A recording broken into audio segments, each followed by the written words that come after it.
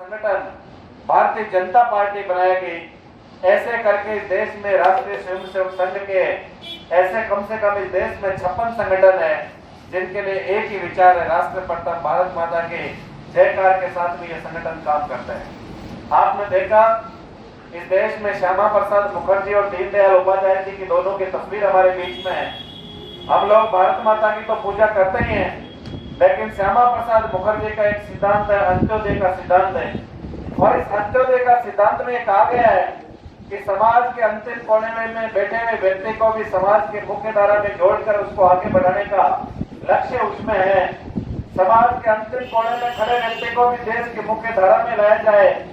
और जब इस देश में आपने देखा कि जो पिछड़े हुई जो जनजातियां हैं, पिछड़े हुए जो लोग हैं, उनको देश की मुख्य धारा में लाने के लिए एक देश में एक अंत्योदय का सिद्धांत लागू किया गया।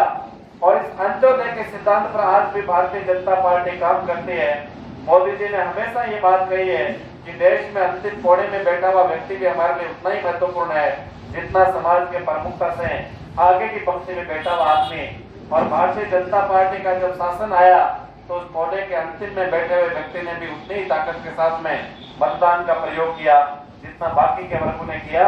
और जब देश के प्रधानमंत्री जी जब 2009 में जब संसद में पहली बार चुनकर प्रधानमंत्री के रूप में जब गए और उन्होंने लोकतंत्र की चौखट को चूमकर कहा था कि इस जगह से देश के 36 से कौम के लोगों का 130 करोड़ की टीम इंडिया का भला करने के लिए इस संसद के अंदर पहुंचे। मेरा निवेदन आप लोगों से कि अंत्योदय के सिद्धांत के साथ में और श्यामा प्रसाद मुखर्जी और दीनदयाल उपाध्याय के आदर्श पर काम करने वाली भारतीय जनता पार्टी, जिसमें कभी श्यामा प्रसाद मुखर्जी ने कहा था कि सुभाष और पटेल की शमशीर नहीं दे सकता, भारत माता की तकदीर नहीं दे सकता, श्यामा प्रसाद मुखर्जी की सिसकती सांसों ने कहा प्राण दे सकता हूं लेकिन जम्मू कश्मीर नहीं दे सकता। ऐसे जम्मू कश्मीर की लड़ाई को भी भारतीय जनता पार्टी ने लड़ा। आपने देखा हमारे आदरणीय विधायक जी और हम लोग अभी बात कर रहे थे कि देश में वर्षों का पुराना जो कलंक था, आप लोगों के जब वोट की ताकत के माध्यम से जब भारतीय जनता पार्टी का कार्यकर्ता बाकी के संगठनों से अलग होता है, भारतीय जनता पार्टी का संगठन का कार्यकर्ता अपना आप में पूरे देश की विचारधारा के लिए काम करने वाला वो कार्यकर्ता जो 365 दिन है अपने घर बार के साथ में समय देकर इस पार्टी को खड़ा करता है। भारतीय जनता पार्टी आज जिस भी स्थिति में पहुंची है उसमें आप सब लोगों का योगदान है। आपने विधानसभा के चुनाव में भारतीय जनता पार्टी को जिताया, लोकसभा के अंदर एनडीए को जिताया, इसके लिए भी आप सब करेंगे। में दौरा हुआ तो सब लोग एक ही जयकार कर रहे थे, या तो राहुल गांधी जी की जय बोल रहे थे या फिर अशोक गहलोत जी की जय बोल रहे थे, लेकिन भारतीय जनता पार्टी में ऐसा नहीं है। भारतीय जनता पार्टी में एक ही जय बोली जाती है, हमेशा वो देश की जय बोली जाती है, भारत माता की जय बोली जाती है। ये भारतीय जनता पार्टी की कार्य प्रणाली बाकी संगठनों से उसको अलग करती है। आपने देखा कि हमारी आजादी से पहले 1950 में 25 में इस देश में राष्ट्रीय स्वयंसेवक संघ बना। दुनिया भर के देशों में दुनिया भर की अलग अलग तरह की विचारधाराएं चलती है। बीरबाराम जी, आपने देखा कि चीन की विचारधारा कम्युनिस्ट विचारधारा है, जो अलग प्रकार की विचारधारा है, लेकिन हमारे देश की विचारधारा हो, हमारे देश का कोई कंसेप्ट हो जिसपे हम लोग काम कर सकें। और इसी विचार के साथ में 1925 में इस देश में राष्ट्रीय स्वयंसेवक संघ की स्थापना हुई। और राष्ट्रीय स्वयंसेवक संघ की स्थापना के बाद में देश में अलग अलग प्रकार के संगठन बनाए गए जिनकी विचारधारा का एक ही मंत्र देश की जय हो। और उस विचारधारा के पीछे एक ही मकसद कि हमारा देश बचेगा तो हम बचेंगे, हमारा देश जब दुनिया का नेतृत्व करेगा तो हम लोग इस देश के माध्यम से नेतृत्व करेंगे। आपने देखा कि आजादी के समय सब लोगों ने एक ही बात को लेकर लड़ाई लड़ी। हमारे देश के नौजवानों का एक ही सपना था, वो सपना था आजादी का सपना, जिसके लिए देश के लाखों लोगों ने बलिदान दिया।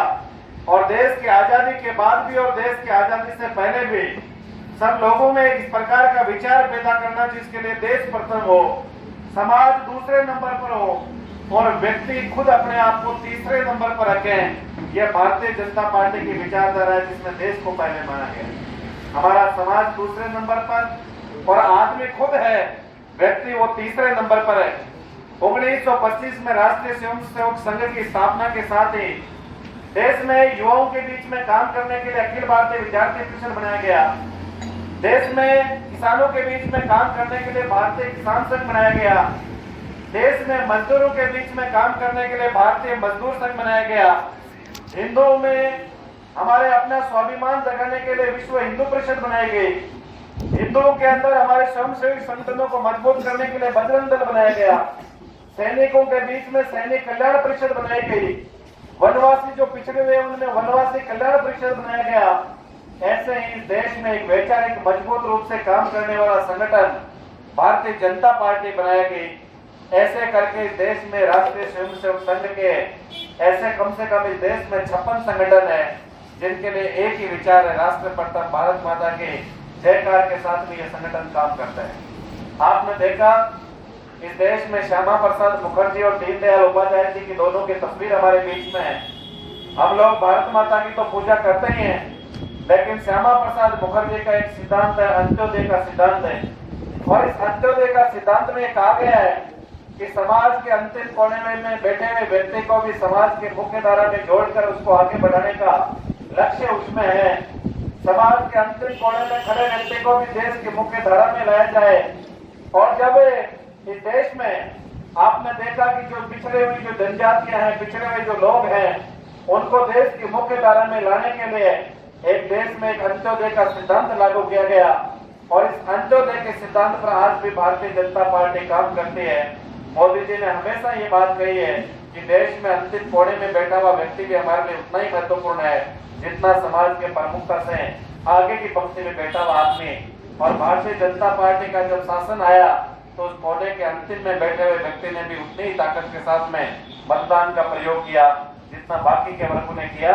और जब देश के प्रधानमंत्री जी जब 2009 में जब संसद में पहली बार चुनकर प्रधानमंत्री के रूप में जब गए और उन्होंने लोकतंत्र की चौखट को चूमकर कहा था कि इस जगह से देश के 36 से कौम के लोगों का 130 करोड़ की टीम इंडिया का भला करने के लिए इस संसद के अंदर पहुंचे।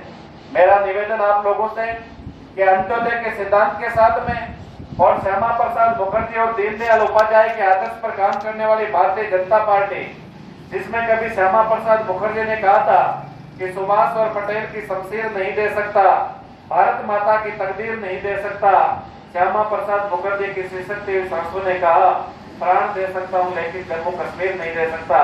ऐसे जम्मू कश्मीर की लड़ाई को भी भारतीय जनता पार्टी ने लड़ा। आपने देखा हमारे आदरणीय विधायक जी और हम लोग अभी बात कर रहे थे कि देश में वर्षों का पुराना जो कलंक था, आप लोगों के जो वोट की ताकत के माध्यम से जब भारतीय जनता पार्टी का कार्यकर्ता बाकी के संगठनों से अलग होता है, भारतीय जनता पार्टी का संगठन का कार्यकर्ता अपना आप में पूरे देश की विचारधारा के लिए काम करने वाला वो कार्यकर्ता जो 365 दिन है अपने घर बार के साथ में समय देकर इस पार्टी को खड़ा करता है। भारतीय जनता पार्टी आज जिस भी स्थिति में पहुंची है उसमें आप सब लोगों का योगदान है। आपने विधानसभा के चुनाव में भारतीय जनता पार्टी को जिताया, लोकसभा के अंदर एनडीए को जिताया, इसके लिए भी आप सब कार्यकर्ताओं को हम सब की तरफ से बहुत बहुत बधाई, बहुत बहुत शुभकामनाएं। देखिए जब आप लोगों के मतदान की ताकत से जब 2014 के अंदर और 2019 के अंदर मोदी जी की जब सरकार बनी, आपके वोट की ताकत का असर ये रहा कि देश में वर्षों पुराना जो कलंक आपने देखा कि देश पे लगा था और जम्मू कश्मीर के अंदर धारा 370 एक अनुच्छेद था, एक ही झटके के अंदर भारतीय जनता पार्टी की सरकार ने 370 का धारा 370 हटाकर देश में एक देश, एक विधान, एक संविधान, एक परिधान करने का ऐतिहासिक काम किया, जिसके लिए आप मोदी जी और अमित शाह जी को जोरदार ताली बजाकर बधाई। देखिए आपने देखा कि राम मंदिर का एक बड़ा विषय इस देश में था। लोग कई बार ये कहते हुए नजर आते हैं कि राम मंदिर के बन जाने से किसी भूखे को भोजन नहीं मिल जाएगा, लेकिन राम मंदिर के बनने से हिंदुस्तान की राष्ट्र की पुनर्प्रतिष्ठा होगी। आपने देखा कि वर्षों पुराना एक ही मुद्दा लोग कहते थे कि राम मंदिर के नाम पर बीजेपी वोट मांगती लेकिन काम नहीं करती।